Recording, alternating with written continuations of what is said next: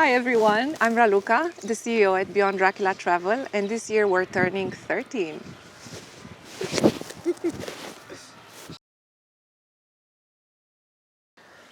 Okay, so I need to take a step back in the story because the company was started by my business partners, Giulio and Alexandra Dasaco, and they started it in 2012, so 14 years ago, and their idea was to travel around Romania, to get to know the country very well, to listen to travelers who want to visit it, and then create customized trips. They created the company, the name, the logo.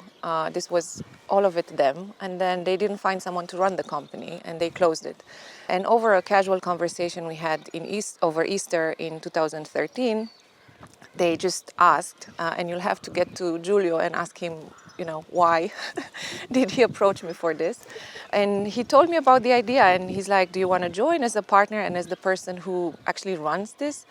And I said, I have no experience in travel. I have never built a business, but the idea made total sense. So the thing that I believe not just me, but also them knew it in a way in our guts was what I just described, that if you travel around, if you know the place very well, if you're curious about it and you constantly learn about it, and then you have people come over and they say, hey, I like photography, I want to travel to Romania, and you create something that's for them, tailored exclusively to them, the experience is going to be a fantastic one. And they will go back talking to everyone about their wonderful time in Romania, and more people will come. So that was the idea, which to us sounded very solid. And my question to Julia and Alexandra was like, isn't someone doing this already? And there were some people doing it, but not throughout the year. But that's the one thing that we believe that makes so much sense, that it's unavoidable for things to happen and for us to build a business around it. I'm sure there were many. I cannot name any because I think very early on, and by early on I mean before Beyond Dracula, I've developed this attitude and maybe muscle that somehow allows me to see things as not necessarily lucky events all the time, but happening in a way that's always for the best. So there were many times that, I don't know, things have happened. And I mean, the pandemic, for example, is something that was bad luck for everyone. And the ones in the travel industry were badly hit. Or in our case, the war in Ukraine, which came after the pandemic. So we had even more years of slow business because of the situation in the region. But I don't know, all of these were blessings in disguise, and I don't want to minimize the suffering that everyone had during the pandemic, but for us in the company, 3 children were born during those years. It was a time to step away from the business, to think about, how do we move forward. We didn't quite know when and how things will go back and what the normality will be. So yeah, no, and 13 is not bad luck for me. It's actually a good number for me. It was neither a dream nor a challenge. It was an evolution. I left Romania after high school. I studied abroad for 3 years. I then worked for 2 years in Germany. I continued my studies with an MBA. And then I went and worked in consulting for 2 years in Brazil because I didn't quite know what to do with my MBA. I knew business was the field where I wanted to act, but I wasn't sure whether to go. I knew I didn't want to go into finance. I wasn't attracted to any particular industry or none of those that were top of mind for most of us at school. And consulting was like this buffet of options. So for 2 years I was there, and it helped me realize that I was not cut out for consulting, for the corporate world, and I put a pause and came back to Romania with the plan to just take a year off and consider my options afterwards, planning to go abroad again. But then during that year, I realized that I have a very conflicted relationship with my country. I'm part of the generation that has left Romania and was very encouraged by our parents to leave Romania because they couldn't because of communism. So for the years that I was abroad, both people, Romanians living outside and in the country, either spoke about Romania as, paradise, the best country in the world, or the shittiest country in the world. And I thought, this can't be true. There has to be somewhere in the middle. I decided to give myself and Romania 2 years to get to know each other as grown-ups. And I thought, if at the end of these 2 years I have in Romania a life that fulfills me in a personal sense and financially, I'll stay. There's no reason to go.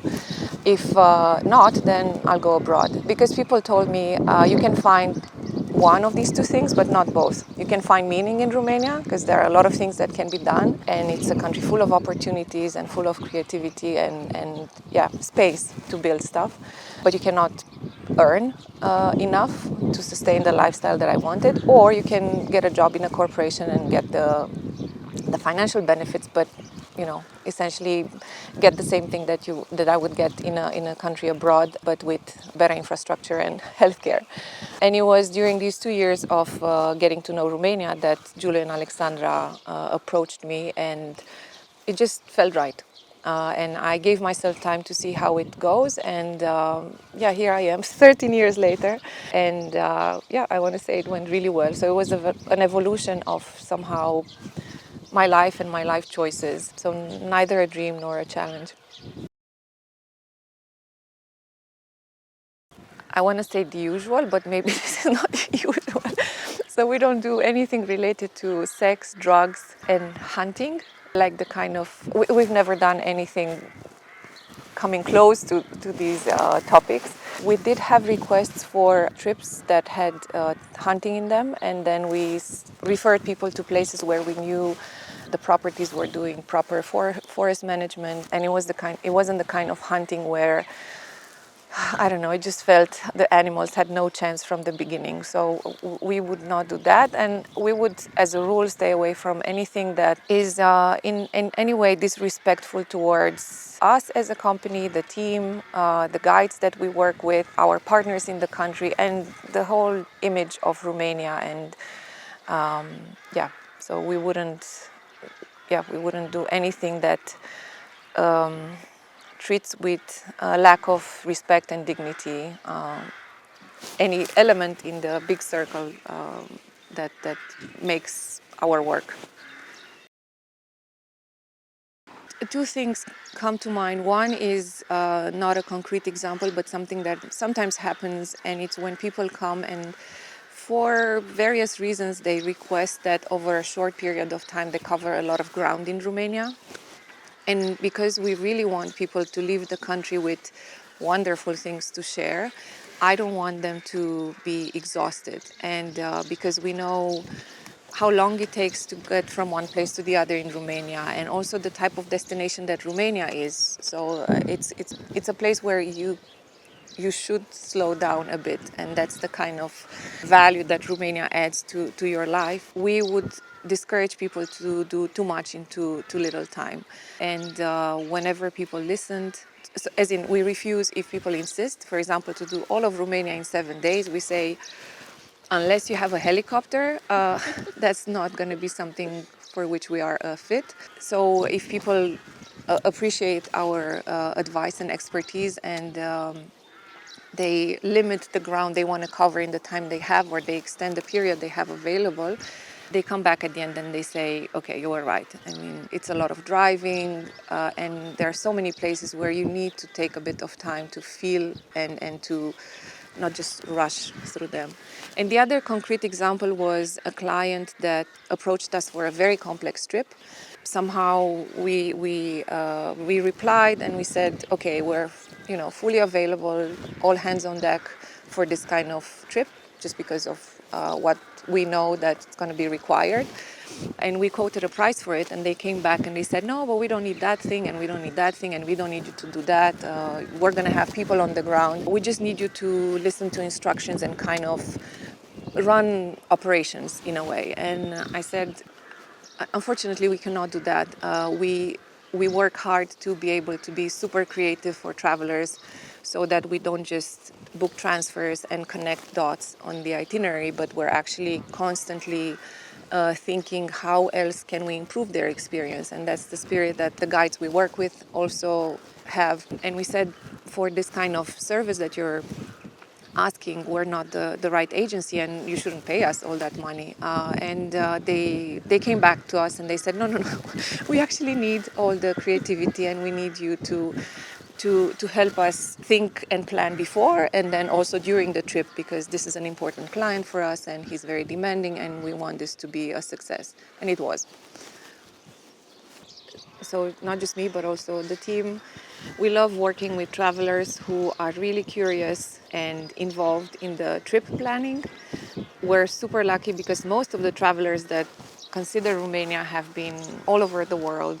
They've been multiple times to Europe. This is one of the benefits of Romania not being such a known destination. So they're well read, they're curious, and when it comes to planning the trip, they have questions, they do research, they're eager to learn things from us, and they really come for the things that Romania has to offer. The challenges sometimes appear when they're travelers or advisors.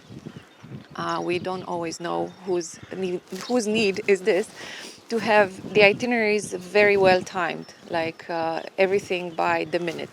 And in our experience, even if we do this kind of work in the planning phase, when the travelers get into the country, at maximum after a day, everyone is chilled and going with the flow and enjoying changing the itinerary directly with their guide. So it's a bit of a challenge via email before they get here, and then usually when they're in the country, it's like, okay, I'm on vacation. That's a bit the challenge, and our advice is always to trust that the guides know very well what they're doing. We do a lot of work in planning the trip, and people are coming to relax and to have a good time. They shouldn't be on a very tight schedule, and not in a country like Romania, except for a few things which you have to reach at a certain time, such as Bran and Peleș Castle, because of the entry system that they have. Everything else can be left quite flexible, and we advise that it's left flexible to, enjoy. I always start presentations or chats with people who are curious about Romania by saying that it's not for those who understand luxury in the sense of opulence. However, it's perfect for those who understand luxury in the sense of experiences, presence, freedom, the kind of thing we have here right now. I mean, the views, the wind, being outdoors. The other thing that I say that Romania appeals to travelers who want to see nature, and this doesn't mean that they have to, hug trees or go on hikes. They can, and we have options for any kind of level. But they must at least like to see beautiful scenery, even if they drive through the country and don't get into nature. And the second thing is they have to be curious and like to discover a new local culture. And that's something that they discover by meeting local people in markets, by having a chat with the guide about his personal story, by meeting craftsmen, artisans, by having meals cooked by local people. It's something you cannot avoid when you're in Romania. And the fact that we still have such an authentic local culture with the biodiversity that we have in nature are the two elements that have to appeal to travelers who consider Romania. Yes, and actually paradox or contrast is the third element that I find plays a role in Romania's appeal to travelers, because you have these two worlds and these two ways of doing things that somehow collide, but in Romania they actually beautifully coexist. So a simple example are the buildings in Bucharest. You have the communist-looking buildings and you have the French-looking buildings next to each other. Or you have modern buildings or buildings that have been recently and beautifully renovated next to buildings that look like they're going to fall apart the next minute. And then you have people in the countryside that still live in a way that's very close to the rhythm of nature and the way of the land.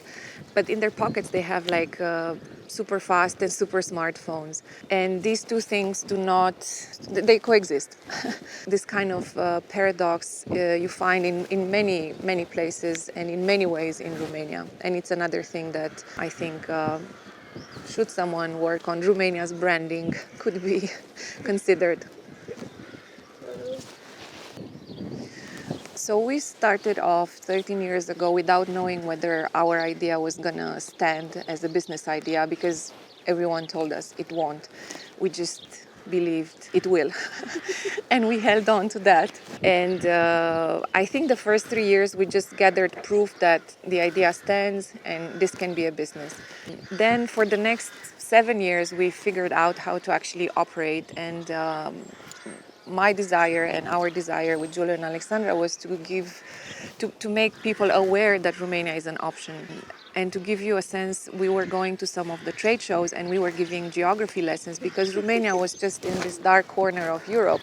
People knew Transylvania, for example, but some didn't know it's in Romania. And if they knew that, they didn't know exactly where and how do you reach it and what's in there, in terms of travel experiences.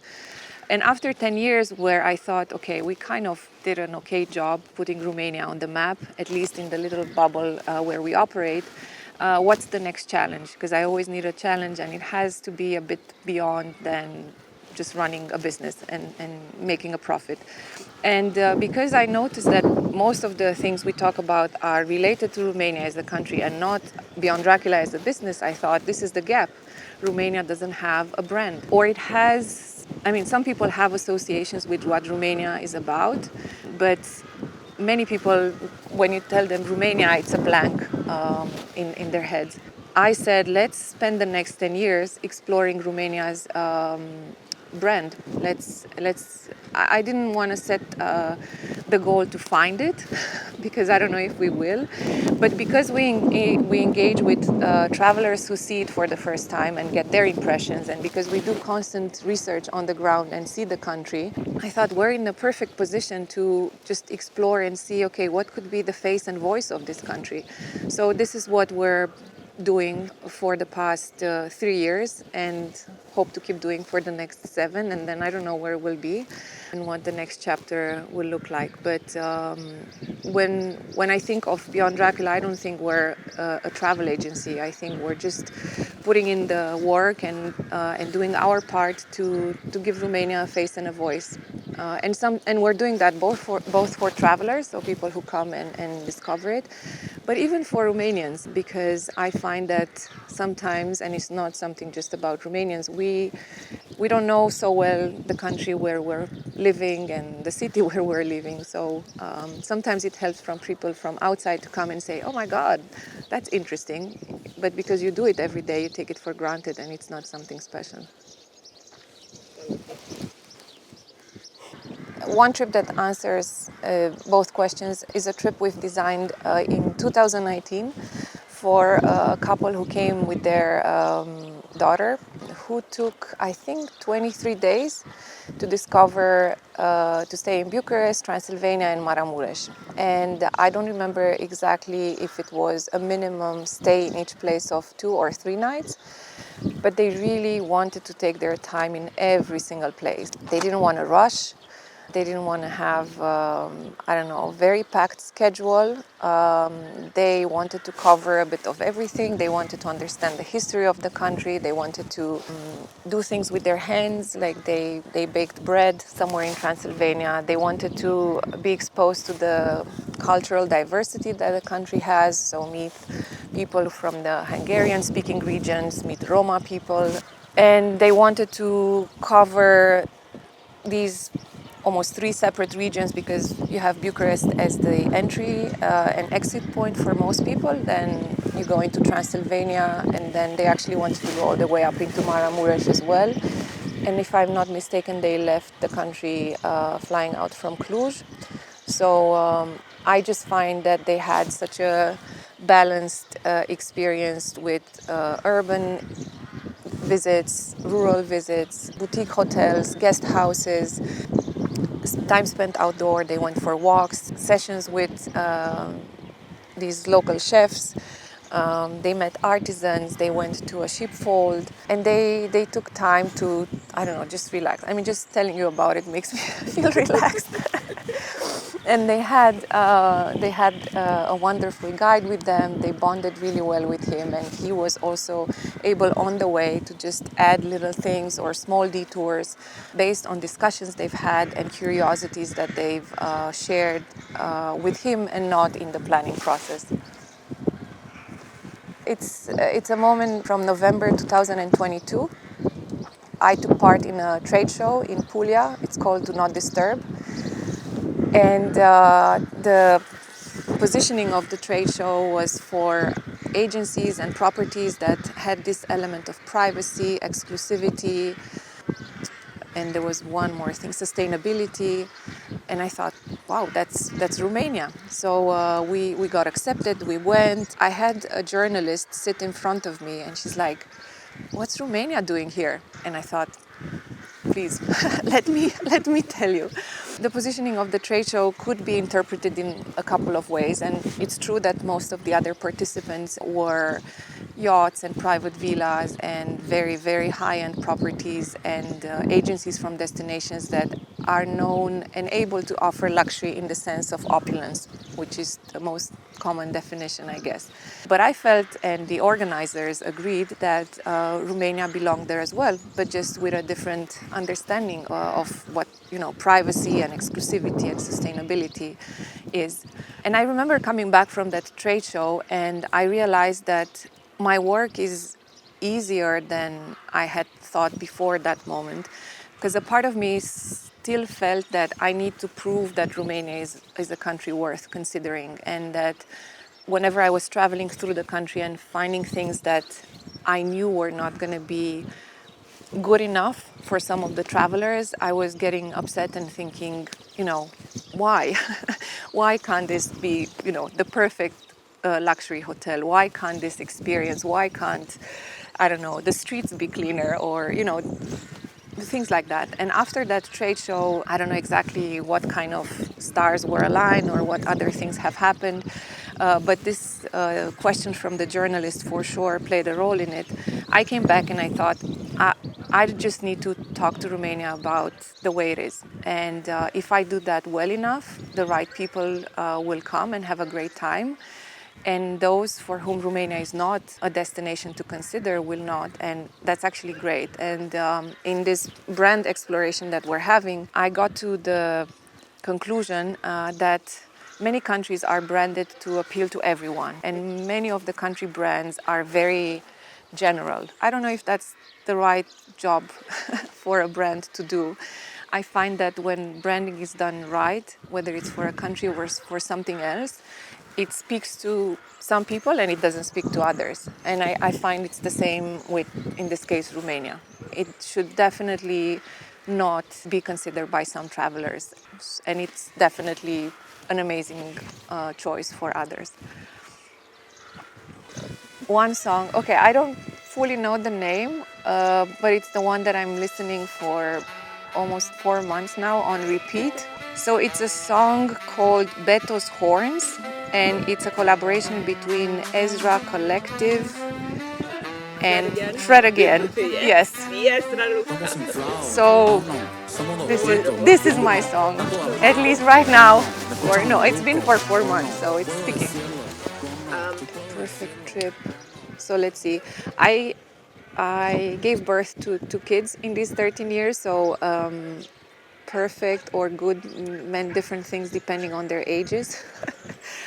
But I want to pick a perfect day from a trip we've done recently. We traveled together to the Maldives, and because my husband is an angler and he was there already for fishing, on one of the days the boat he was fishing with picked us up as well, and we had a full day fishing in the ocean and snorkeling. And the best part of the experience was that this was a boat that belonged to someone local from Daravando, from the island. So the captain was local, the team that was on the boat, which comprised of one person, was local. They cooked something that was very local that we ate. Yeah, I don't know what it was, but it was tasty. It was with fish that they had caught that day. The kids had fun, and the snorkeling was just amazing, and it was just very easygoing. Everyone on the boat, no matter the age and their passions or interests, was happy, and it was just great. I think one part that I've discovered about myself in these 13 years and that I would like to do more of in the next 13 years, just because it brings me joy, and having joy in my life is more and more the guiding principle for everything that I do, is creating spaces for people to connect and for people to come together and individually and in whichever combinations happen, without me doing absolutely anything but just creating this space for everyone to kind of have more joy in their lives, develop in their own ways, in their own lives, grow on a personal level. What I find amazing is how much strength, how much joy, how much love there is when people who work with similar values come together. It's almost like the total is bigger than the sum of the parts. And I don't know if this answers the question, but that's something I wouldn't have known to say about myself at the beginning of these 13 years. And this is something that slowly I began to notice brings me a lot of joy. And it's something that I intuitively believe will be a bigger part of whatever I'm going to end up doing in the next 13 years.